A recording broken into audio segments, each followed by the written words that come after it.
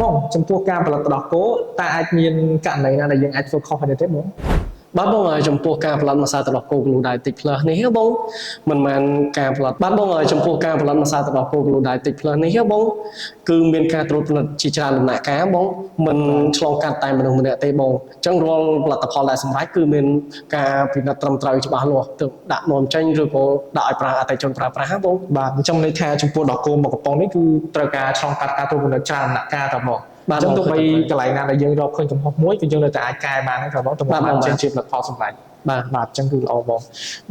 រាល់ថ្ងៃបងគឺជាអ្នកពិនិត្យដោះគោនៅនេះផ្ទាល់តែម្ដងតើបងបាទបងបាទមួយថ្ងៃអាចរកបានទេបងថាពិនិត្យអស់ប្រហែលកំប៉ុងអញ្ចឹងបាទដោយសារតែការផលិតគឺច្រើនអញ្ចឹងបងបានច្រើនអញ្ចឹងគឺមិនអាចរកបានអញ្ចឹងហត់ដល់បងពេលពិនិត្យច្រើនអញ្ចឹងបាទបងពេលខ្លះក៏មានការនៅហត់ដែរប៉ុន្តែគាត់ថាដោយសារតែ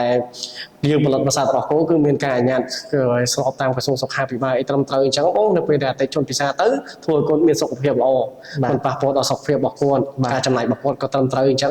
ហើយ feedback របស់គាត់ក៏ល្អទៅយើងមានកម្លាំងចិត្តនៃការអញ្ចឹងអានេះធ្វើការចិត្តធ្វើឲ្យយើងពិនិត្យច្រើនហើយគាត់អត់ទេបាទបាទបងបាទអរគុណច្រើន